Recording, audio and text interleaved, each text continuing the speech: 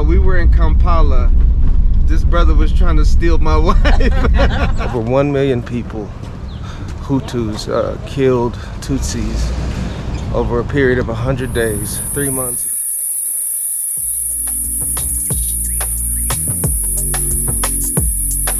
Good morning from beautiful Bwindi Impenetrable forest.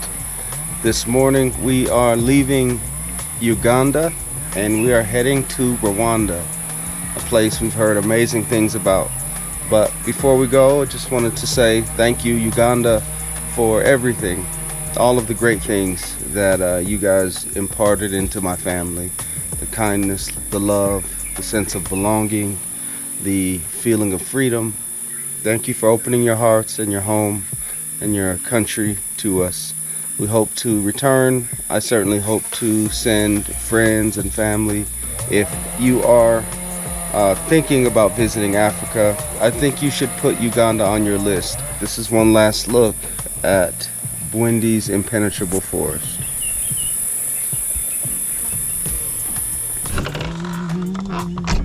That's one thing about Uganda. There's a lot of hills.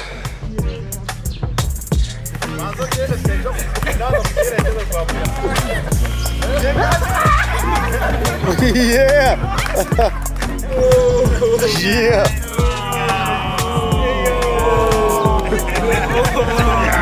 Yeah.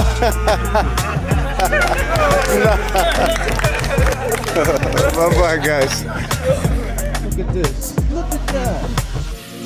Look at this. All right, y'all. Bye-bye.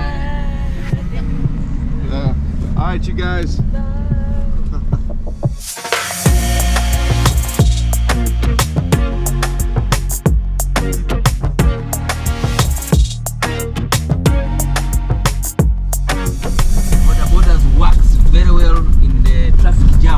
Yes. Sometimes people jump out of the taxis and get on a boda boda because they are getting late. Yes. Right. My wife did that. And these guys, the boda boda guys, penetrate to the villages.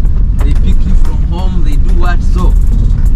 Yeah. Women like such stuff. Yeah. Picking them, giving them a ride for free. Picking you every day. These guys can commit themselves to pick you every day. And that's how they take your wife. Yes, it's on record. It's on record. It's known. This record. Yeah, okay. It's known. See, I told you. And they are very good sweet talkers. I'm telling you. Once you put on. Oh yeah. And then there is another trick. Yeah. When women used to sit on their bike when the legs are looking the other side. Yeah. But now they don't allow you. They want you to sit while holding them. They want you to sit like a man. To hug them. Now, yeah, exactly. And that's now, what my wife did. When he rides and then blinks. Yeah. Then the lady's like. Yeah. They hit the brakes hard. Yeah, they smooth with it. I told you. I got a chance. You got a chance. You got you a boyfriend in Uganda. Keeps on breaking. So that the lady keeps doing like this. That's a good idea, man. You keep hitting the brakes so very funny guys. They have snatched very women for men. See? He keeps texting me and I'm like, on WhatsApp. He's trying to sweet talk my wife. To pick us up. He thought maybe you are somewhere and then maybe you stay alone, that kind of stuff, and then he liked you. It's like you can keep calling him to come and pick you. Oh yeah. Oh yeah. He said you could come to my house. He said come to my. He invited you too. He said come to my house and spend 30 minutes. He told you that. Come 30 minutes at my. Take pictures with his family. Take rest of it. Yeah. That's how they are. That's funny. They are record now. See how this I do. Actually, they said don't joke around with the boda guy. We'll snatch your wife. Snatch your wife. Yeah, they charge my wife less than they charge me. They did. Yeah. The same destination. The same destination. They charge her 3,000, me 8,000. I said, hey man. And they text my wife, really? I miss you and I love you. I said, man, you gotta stop calling my wife. So So we called him again to pick us up. He came back. This time, I got on his bike. and I was hugging him like a girl. I kissed him on the cheek.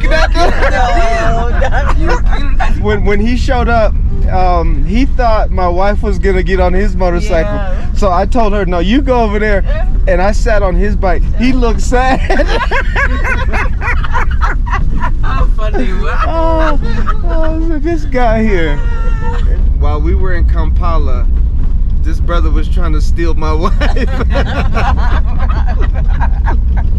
The Boda drivers, they're on record, according to Charles, they're on record for taking a bunch of girls, married women, all of that, because they're sweet talkers. And so there's this guy he gave my wife a ride on his Boda. He's been texting her every day. I miss you. I love you.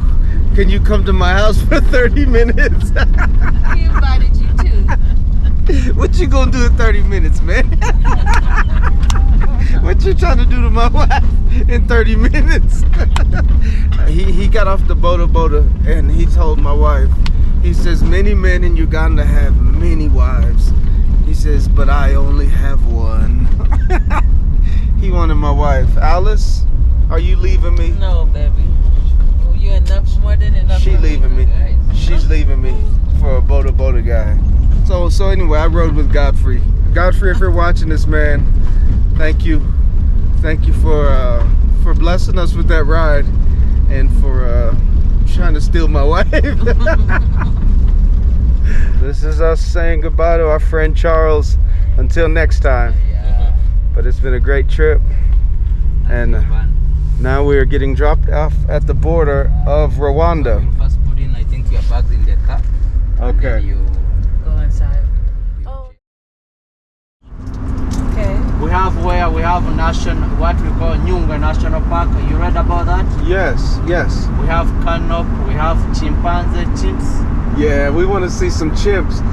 So we have chimpanzee, we have canopy walks, we have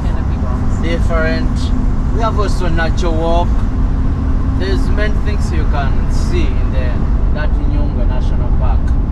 Now I read somewhere, and correct me if I'm wrong, that when the white people were in power, they put Tutsis in power over the Hutus. Yes. And the Hutus, because they were the majority, they were angry and jealous, and some of the Tutsis abused their power, and then the Hutus rebelled, overthrew the government and took over, and they wanted revenge. Is that correct? Yeah, it was like that. Okay. And so now with Kagame, is that his name? Kagame. Yeah, you start with Kagame. So with him in power now, the Hutus, many of them are still angry about a Tutsi in power. Yeah, some of them, but now they are trying to put them in some positions, like ministers. Okay. Like other big positions. Okay. The Kagame, he tries to give them some good positions. Okay. But they cannot decide for the big things. I see. It's just putting them like in the good positions to show these root around that now they are also in the power. But before genocide, no Tutsi was in the power. Okay. No position, nowhere. It's just being a citizen only. Wow. But now Kagame is doing his best to put them. Now they are in the army. Okay. They are there, some good positions, big offices. Okay. They are there. But when it comes to the good decisions, no. Tutsis. Yeah. I see. So in the villages now, in the rural areas, it's very possible or likely that several of the Hutus who committed the genocide, they're still alive. Yeah. They're still around here. They're still around. You know, the problem, they all Hutu who were around the 18, 19, 20 years. Yeah. In 1994, all of them, they involved. Yes. They involved in genocide. So people my age, 40, 50, yes, they were involved. Yes. Now, where can you put them now? You can't kill them, you can't finish them. Yeah. Nowhere to put them. Then some of them, then prison, all the prison are full. Yes. If you say that I'm going to put them in prison, you can make all the prison full. And to maintain, to look after them, it can be a big problem to the country. Yes. So they decided to forgive them, to teach them, to show them that what they did it was wrong. So the government is only teaching, because nothing else you can do. I see. Now, can you get a prison for the 9 million? No way. It's not possible. For a small country like this? No way. All right, so we arrived at our Airbnb here in Kigali, Rwanda, and it's a really nice one. I'm gonna show you around. Check it out.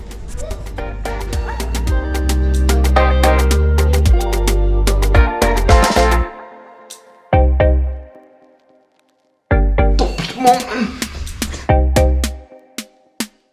It's not bad, right? Oh, okay. English? No. No, it's okay. Swahili. It's okay. Swahili. Jambo. Hello, my friend. Habari rafiki yangu. Say Habari. Okay, go ahead. Hello? Oh, no. Ama habari yako? Now. Hello? No, it's okay. Yeah.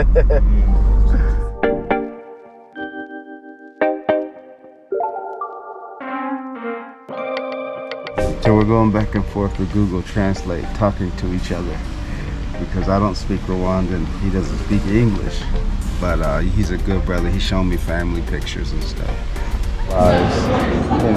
Tracking gorillas.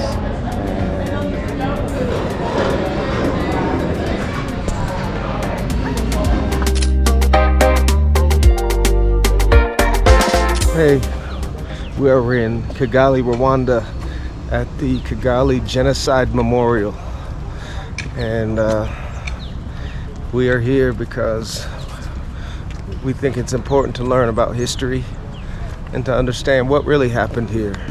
Over 1 million people, Hutus, killed Tutsis over a period of 100 days, 3 months of killing, and I just want to understand how this happened.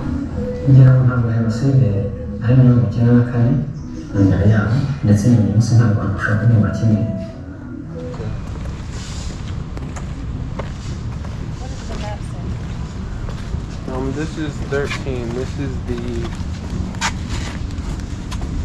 Wall of Names. Yeah.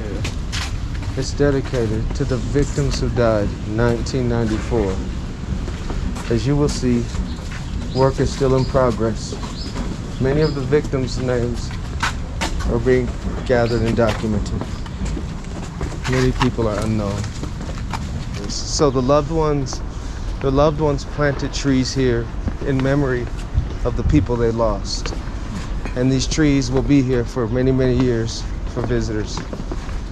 This fountain in the middle is built upon stones that symbolize the rebuilding of a nation. Each stone represents a different part of Rwanda, and it's supposed to represent country building back. And the 5 circular plants that are around represent the surrounding nations that are participating in the rebuilding. And the elephant with the cell phone is communicating with the rest of the world about what happened here. you know, elephants have long memories. So this is, we'll never forget. We have to keep telling everybody else about this experience. Hey, so I haven't really recorded much today because we were in the Kigali genocide, So the Kigali Genocide Museum it's in that same category of the Cape Coast Castle in Ghana, or the concentration camps in Germany or Poland. These places you don't go because they're fun, you go because they're important. Berkeley says she likes all the density that I have on my head. But it looks like I'm about to do this. You've been hit by You've been hit by a smooth criminal.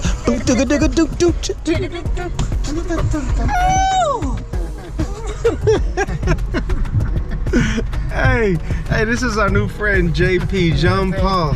Call. We are in Kigali, Rwanda.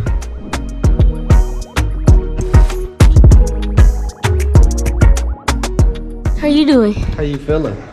Still sick. Well, you're staying here then. Okay, you can come. So it's 1 o'clock in the morning, and the housekeeper is outside this window where Berkeley is sleeping, talking loudly with his friends.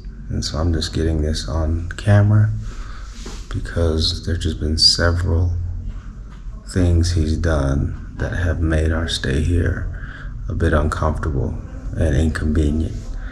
And I don't want it to be my word against his. I'm documenting all of the little things several things have already happened that I haven't documented. But this guy is, I think, hurting this woman's Airbnb.